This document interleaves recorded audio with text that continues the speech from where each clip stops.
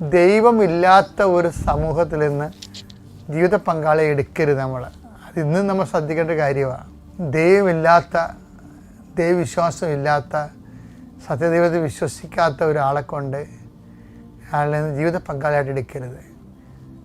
അതോടുകൂടി നമ്മുടെ കൃപകളെല്ലാം ബ്ലോക്കായി പോകും. അതിനകത്ത് ദൈവത്തിൽ വിശ്വാസം ഉണ്ടാകണം. വിശ്വാസം ഇല്ലെങ്കിൽ ആ ഒരു ബന്ധത്തിന് പോകരുത്. പിന്നെ പറഞ്ഞൊരു കാര്യമില്ല.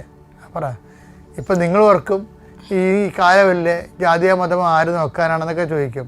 നോക്കാത്തവനും നോക്കേണ്ട കാര്യമില്ല. കാര്യം അവൻ നോക്കിയിട്ടും കാര്യമില്ലാത്തതുകൊണ്ടാണ്. അവൻ നോക്കിയിട്ടും കാര്യമില്ല. അവന് ദൈവത്തെക്കുറിച്ച് ഒരു ഐഡിയ ഇല്ല.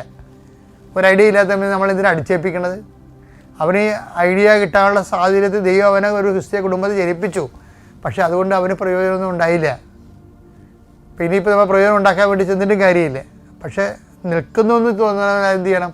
അവൻ ഇത് കണ്ടിട്ട് വീടെടുത്ത്